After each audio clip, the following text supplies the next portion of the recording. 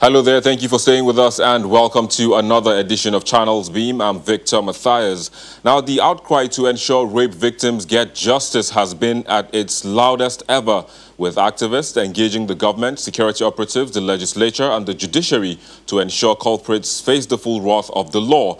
However, cases of false allegations have been recorded, leading to cyberbullying, injury to reputation, and in some instances, death. On this edition of the program, we will look at what can be done to discourage false allegations and also what the law says.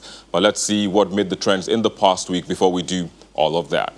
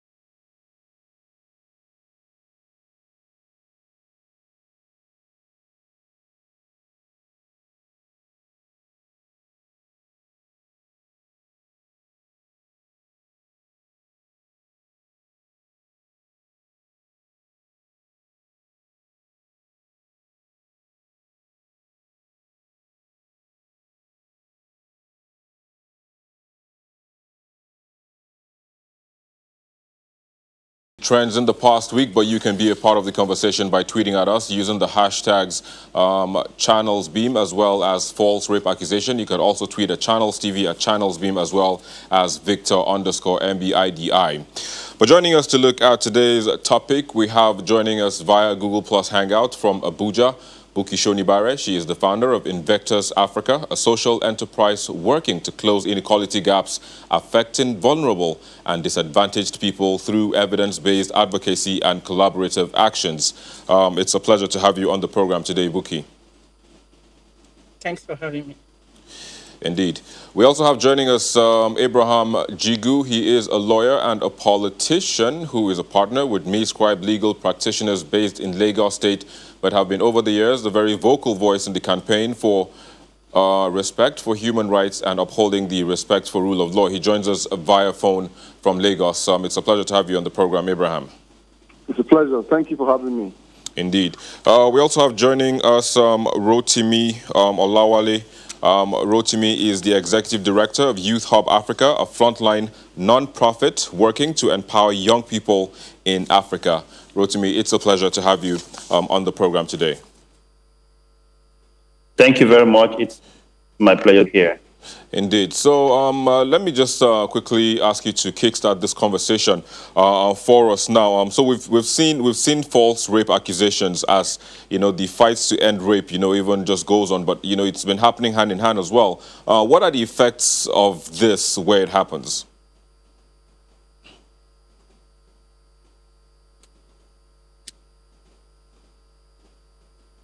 All right, Buki, can you just come in there and answer the question for us? Okay. Yes. Thank you very much. So first, let me say this is a very important conversation that we are having. So when there has been false rape accusation, the victim gets to suffer a lot. We've seen some victims go the extreme end to commit suicide. Recently, I think about a week or 2 weeks ago, a young Nigerian who is based in Florida, Izu Mbadubweze, something like that, committed suicide because he was falsely accused of committing rape. We've seen victims suffer stigmatization. Some, their careers get damaged completely. Some, their reputation get damaged. Economic deprivation as well, because if it affects their reputation, the chances that they would get economic opportunities would also be shortened. We've seen how false accusation also affects their family lives. Marriages have broken because of false accusation. And generally, the issues around mental health. When someone has been falsely accused, they go through depression, they go through detachment, they become aggressive. So the effects are enormous, I must say.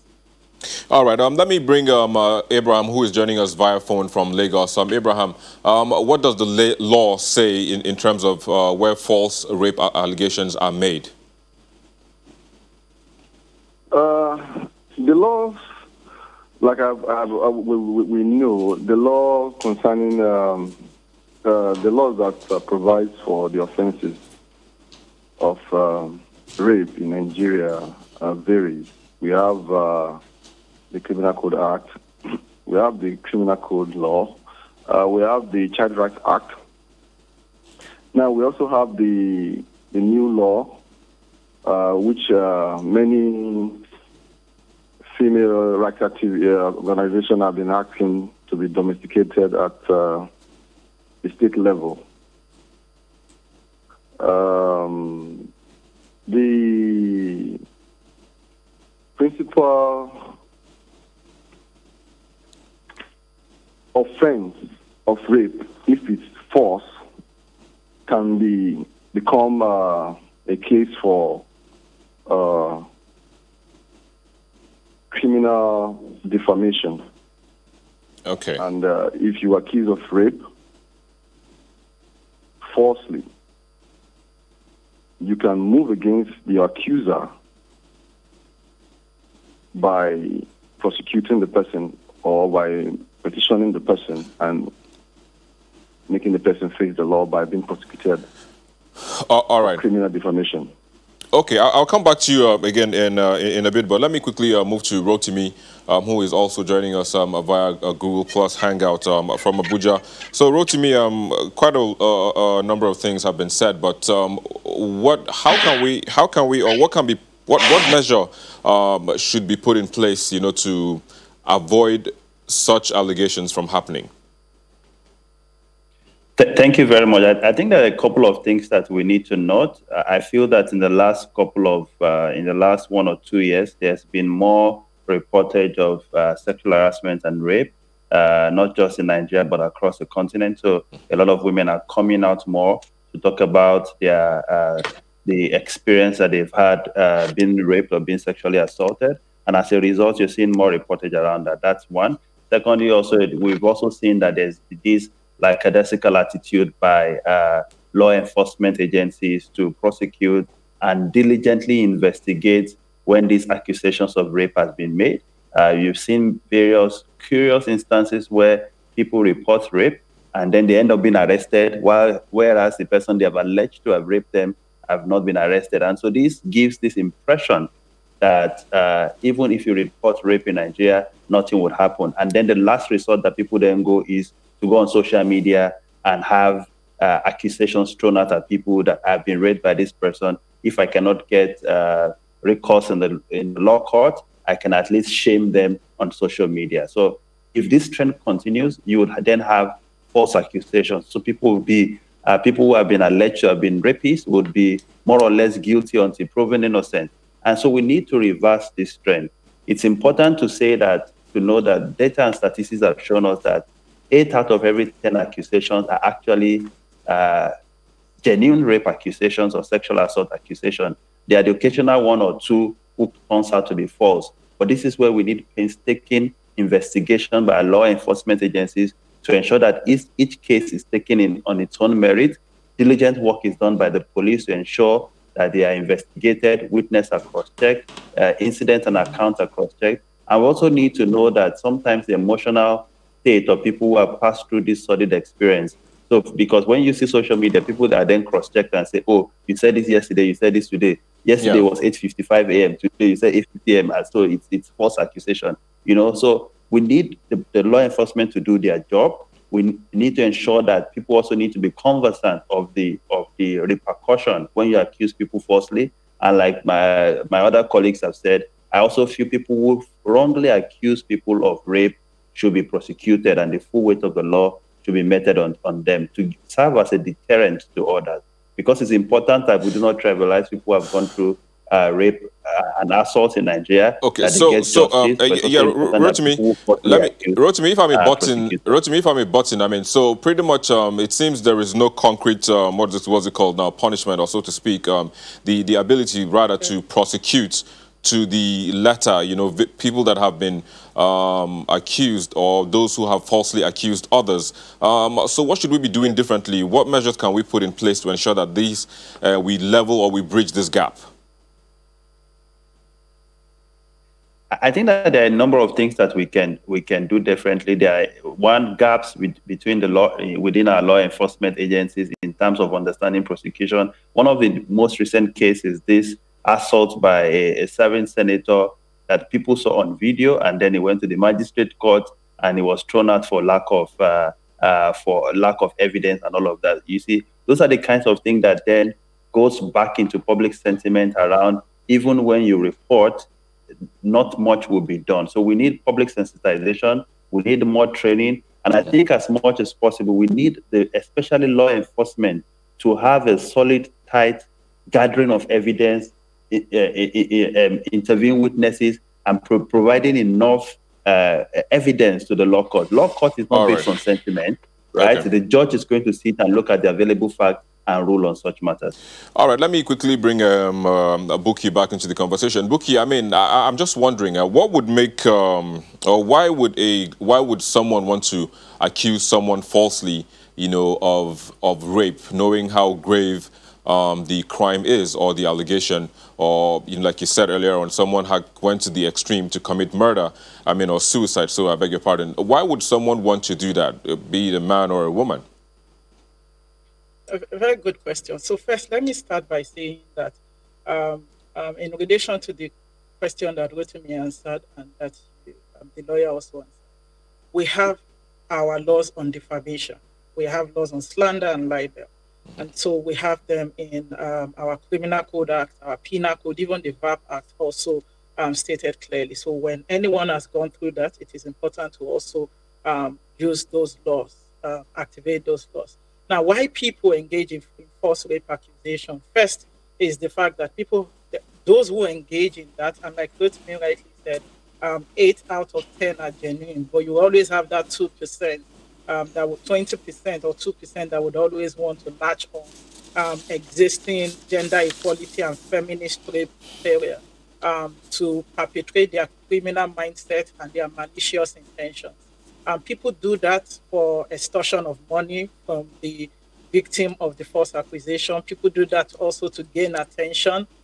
People do that for revenge purposes. People do that also to cover up sexual activities with someone else. And we've seen cases of that has come up. However, it must be stated that while people have this criminal mind and malicious intentions, it does not take away the truth and the sincerity in the good stories that have come up. So while such kind of false accusation will affect the whole conversation around rape, it does not take away from the fact that there are very genuine ones that must be properly investigated and prosecuted. Indeed, I agree with you, but let me just get Abraham to close the conversation for us, who is joining us via phone. Well, Abraham, everything seems to fall back, you know, on the law courts. Or on the law, how can we change the way things are done in that aspect to ensure that justice is gotten for those who deserve it? Thank you very much for that question, Victor. Like I said earlier, I want to say that for those who are falsely accused and who are sure and certain that they are free from such accusation, there are opportunities that can be availed through the law courts. You can always petition the person who has accused you for criminal defamation. Now, you can also sue for civil defamation, for damages caused to your person or credibility.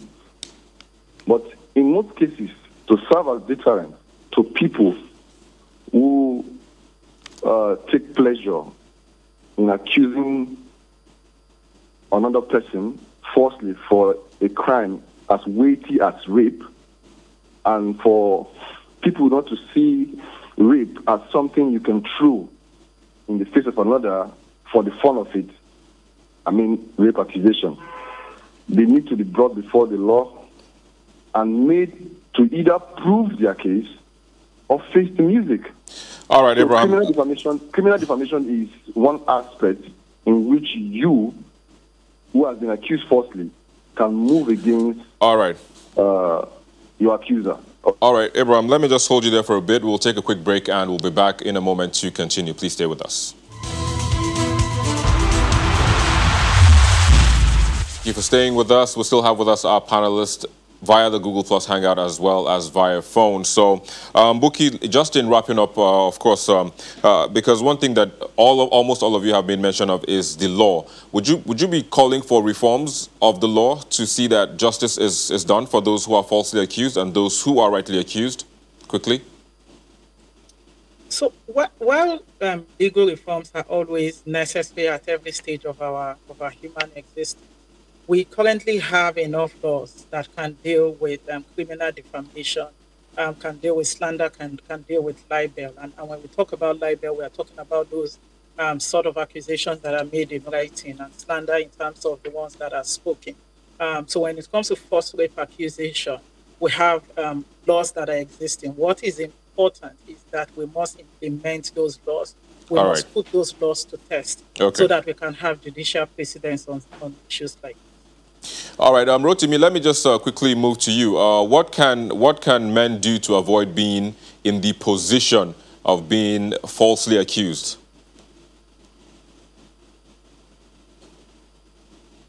Well, I think that there is very little that people can do to avoid being in a position of being falsely accused. I think at the end of the day, one is your personal integrity, how you have lived your life up to that point, and if people can actually vouch for your personal integrity. I think at the end of the day, it's also to have open and honest conversation with people.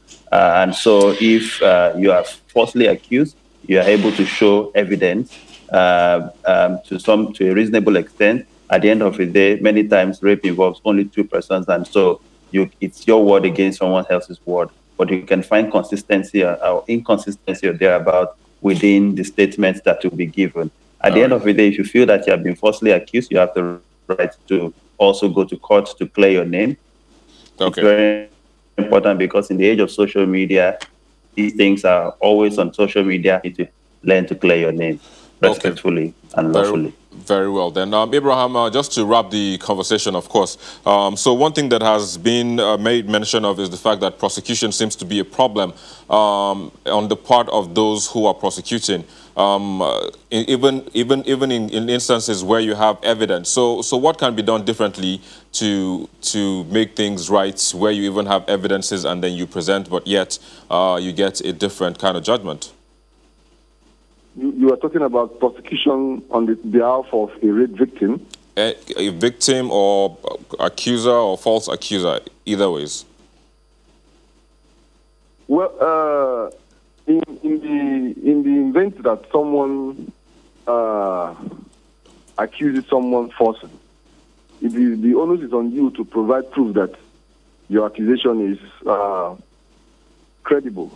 If you cannot do that, you will be prosecuted for damaging the person and character of the person you have accused. All right. So, yeah. But in the case of someone who has been raped, I've always said that the best thing is to report the issue of rape instantly. Okay. Sorry to cut you, but we have to go. We're running out of time. I have to say thank you to you, Abraham Jigu. You joined us via phone, as well as Buki Shonibara. You joined us via Google Plus Hangout from Abuja. as well as Rotimi Olawale, also joining us via a Google Plus Hangout from Abuja. Thanks to you all for being with us and sharing your thoughts on the program. But let's move forward and take a look at some updates from the NCDC, where the past few weeks has seen governments begin the process of bringing down alert levels and reducing restrictions put in place to curb the spread of the novel coronavirus, despite the figures being released on a daily basis. Could this perhaps be one of the reasons behind the nonchalant attitude of people to guidelines given by the NCDC? And how best should people conduct themselves as these restrictions are gradually being pulled down? Well, let's look at some COVID-19 figures released last week by the Nigeria Center for Disease Control, where on Monday, Nigeria recorded 648, on Tuesday, 624, Wednesday, 404, Thursday, 481, Friday, 462, on Saturday, 368 and 304. The curve kind of went down as the week went by, but all these now puts Nigeria's figures at 43,841,000 with 20,308 discharged cases, while 888 deaths have been recorded. But looking at it from the African perspective, South Africa leads in Africa with 511,485 cases. Egypt follows next with 94,483. Nigeria is third on the continent with 43,841, followed by neighbors Ghana with 37,014, while Algeria has 31,465,000. But all in Africa, we have 945,281 cases, where 603,246 have recovered, while the confirmed deaths from this in Africa are 19,969. But on a global scale, the United States is leading with 4.75 million, followed by Brazil with 2.73 million. India is third with 1.8 million.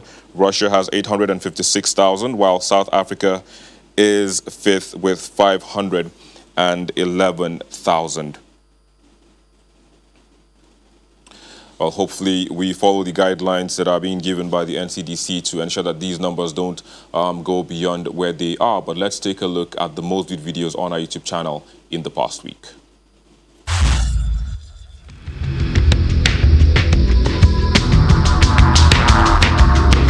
The setting ablaze of 4 robbery suspects after a failed attempt to break into a first-generation bank in Ibadan, Oyo State, kicks up this week's most viewed videos.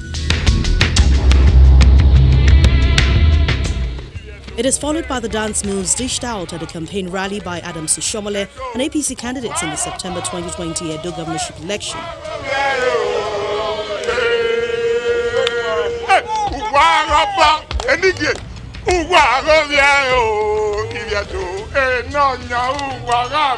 Third sees the grilling of Minister of Sports Rotimi Amechi and the Finance Ministry over a $500 million Chinese loan where Nigeria's sovereignty is alleged to have been ceded in a case of failure to pay. So I'm here, and I've said to you that loan activities rest with Minister of Finance, contract activities rest with Minister of Transportation. Second sport is taken by the young girls stranded in Lebanon, calling for help and expressing how much regret they feel for making the move to the Middle Eastern country. We need your help, our government, our pastors, our afars, our imams. Please, we need your help. While the attack on the convoy of Borno State Governor in Baga Town and his scathing response takes the top spot in this week's charts.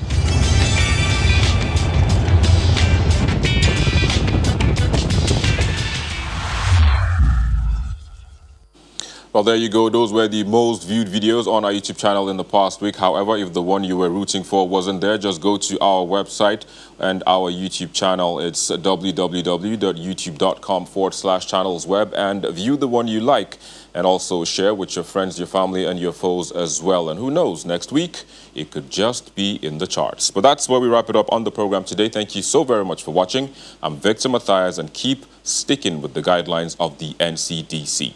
Bye for now.